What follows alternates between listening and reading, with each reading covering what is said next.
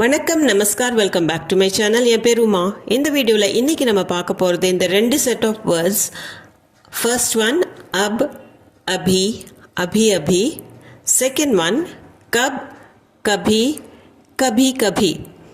இந்த ரெண்டு set of வேர்ட்ஸ்லேயுமே நிறைய பேருக்கு சில டைம் கன்ஃபியூஷன் வருது பேசும்போது. அந்த கன்ஃபியூஷனை கிளியர் பண்ணுறதுக்காக தான் இந்த வீடியோ. இந்த வீடியோவில் ஃபர்ஸ்ட் நம்ம பார்க்க போகிறது அப், அபி, அபி அபி என்னென்ன மாதிரி சுச்சுவேஷனில் யூஸ் பண்ணுறாங்க அப்படின்னு. இப்போ ஃபர்ஸ்ட் ஒன் அப்புங்கிற வேர்டை பார்த்தீங்கன்னா அதோட அர்த்தம் இப்போது, அதாவது இனிமேல். இது ஒரு கம்பேரிசன் மாதிரி தான். இது வரைக்கும் ஒரு விஷயம் நடந்தது, இனி நீயே வேறொரு விஷயம் பண்ணு. அந்த இடத்துல இனிமேல் அப்படின்னு சொல்கிறதுக்கு அப் அப்படிங்கிறது யூஸ் ஆகும். இதுக்குண்டான சென்டென்ஸ் பாருங்கள். நான் இனி கிளம்புகிறேன். अब मैं चलता हूँ. अब ना इनी, मैं ना நான். चलना ना நடக்கிறது, चलता हूँ அப்படின்னா கிளம்புறேன் அப்படிங்கிற அர்த்தம் வரும். मैं अब चलता हूँ அல்லது अब मैं चलता हूँ, நான் இனி கிளம்புகிறேன்.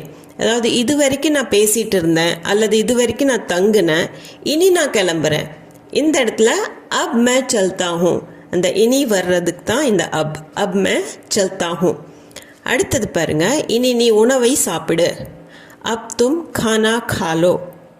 அப்னா இனி, தும் நீ, खाना அப்படின்னா உணவு, खालोனா சாப்பிடு. खाना खा लो உணவை சாப்பிடு. அப் தும் खाना खा लो, இது வரைக்கும் நீ சாப்பிடல, வேற என்னமோ பண்ணிட்டு இருந்த, இனி நீ உணவை சாப்பிடு. ஸோ அதுக்கு முன்னாடி நடந்த விஷயத்தையுமா நடக்கிறது, இனிமேல் நீ பண்ண வேண்டிய விஷயத்தை இனி பண்ணு அப்படின்னு சொல்கிறதுக்காகத்தான் இந்த அப் தும் खाना खा लो. அடுத்தது அபி, இதுக்குண்டான அர்த்தம் இப்போது. இது கம்பேரிசன் இல்லை, இப்போ என்ன நடக்குது அப்படிங்கிறத பற்றி தான் நம்ம சொல்ல போகிறோம். இதுக்கு எக்ஸாம்பிள், அவன் இப்போது தூங்கி கொண்டு இருக்கிறான். அபி வோ சோ ரஹா ஹை. அபினா இப்போது, வோனா அவன், சோனா அப்படின்னா தூங்கிறது. சோ ரஹா ஹை அப்படிங்கும்போது அது கண்டினியூஸாக வரும். தூங்கி கொண்டிருக்கிறான், அவன் இப்போது தூங்கி கொண்டிருக்கிறான். அபி வோ சோ ரஹா ஹை, இப்போ அவன் என்ன பண்ணிட்டு இருக்கிறான், இப்போ அவன் தூங்கிட்டு இருக்கிறான். அதுக்கு தான் இந்த அபி, இப்போ என்ன செஞ்சிட்டு இருக்கிறான். அபி வோ சோ ரஹா ஹை. அடுத்தது நான் இப்போது வேலையில் இருக்கிறேன். மே அபி காம் பர் ஹூ. மேனா நான், அபினா இப்போது, காம்னா வேலை, காம் பர் ஹூ அப்படின்னா வேலையில் இருக்கிறேன். மே அபி காம் பர் ஹூ, நீ இப்போ என்ன செஞ்சிட்டு இருக்கிற. ஸோ இந்த சமயத்தில் நீ என்ன செஞ்சிட்டு இருக்கிற அப்படின்னு சொல்கிறதுக்காகத்தான் மே அபி காம் பர் ஹூ, நான் இப்போ வேலையில் இருக்கிறேன். ஸோ இந்த டைமில் நான் இப்போ என்ன செஞ்சிட்டு இருக்கிறேன், மே அபி காம் பர் ஹூ. போன டைம் பார்க்கும்போது அது அப் வந்து இனிமேல்னு சொன்னோம், இந்த அபி வந்து இப்போ என்ன நடக்குது அதுதான். இப்போது அபி அபிங்கிற வேர்டை பார்த்தோம்னா அதுக்கு இப்போது தான், அதாவது ஜஸ்ட் நவ், ரீசன்ட்லி, கொஞ்ச நேரத்துக்கு முன்னாடி தான், ஜஸ்ட் நவ் அப்படின்னு சொல்கிறதுக்கு தான் இந்த அபி அபி, இப்போது தான். இதுக்கு எக்ஸாம்பிள் பாருங்கள். நான் இப்போது தான் பால் குடித்தேன்.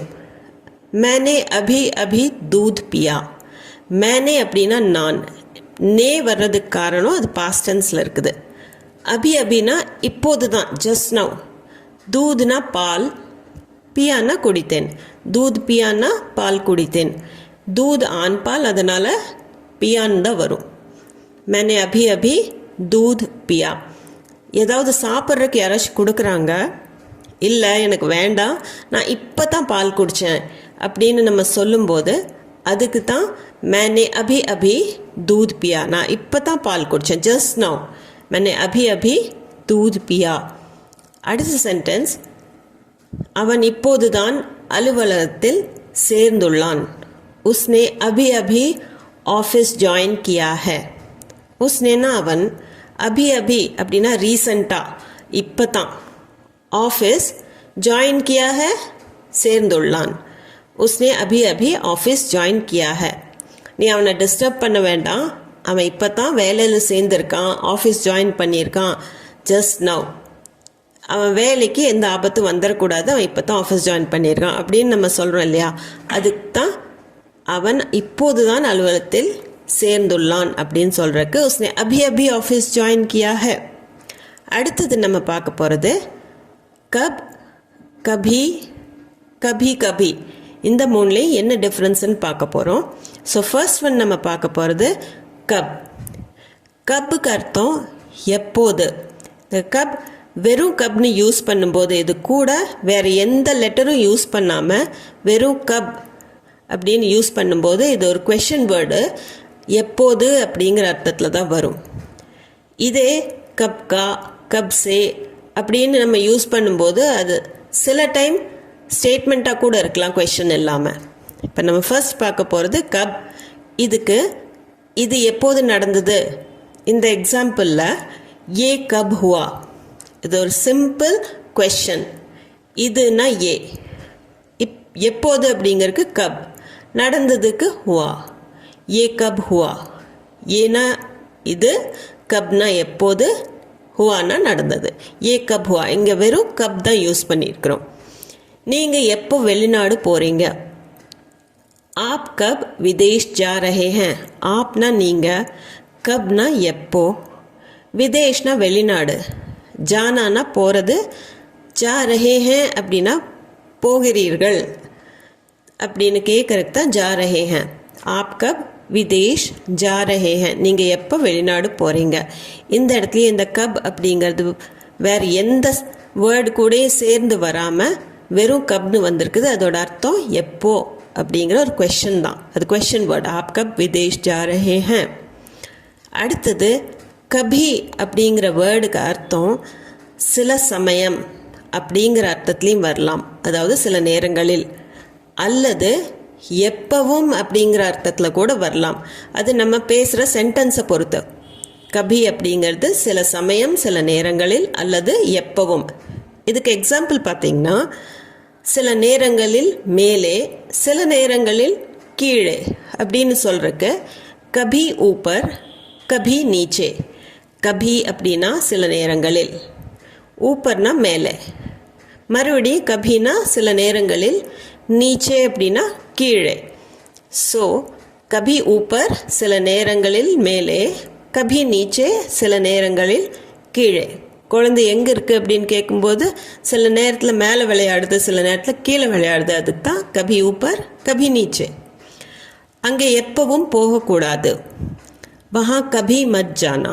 வஹா அப்படின்னா அங்கே, கபினா எப்பவும் எந்த இடத்துல, ஜானானா போகிறது, மத் ஜானா அப்படின்னா போகக்கூடாது, போக வேண்டாம் அப்படின்னு சொல்கிறதுக்கு தான் மத் ஜானா. வஹா கபி மத் ஜானா. இப்போ இந்த சென்டென்ஸில் பார்த்தீங்கன்னா இந்த கபிங்கிற வேர்டுக்கு எப்பவும்.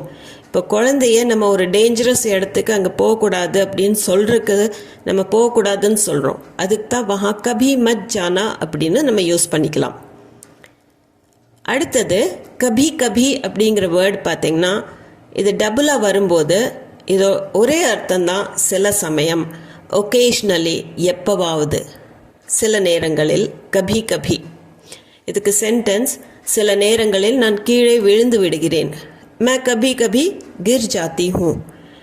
மேனா நான், கபி கபி சில நேரங்களில், சில சமயங்களில், கிர்னானா விழறது, கிர் ஜாத்தி ஹூ அப்படின்னா விழுந்து விடுகிறேன் அப்படிங்கிற அர்த்தம்.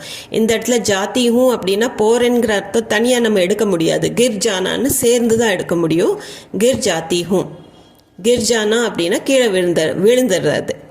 ஸோ சில நேரங்களில் நான் கீழே விழுந்து விடுகிறேன். மே கபி கபி கிர் ஜாத்தி ஹூ. நெக்ஸ்ட் சென்டென்ஸ், சில நேரங்களில் நினைவுக்கு வரும். கபி கபி ஹயால் ஆத்தா ஹை.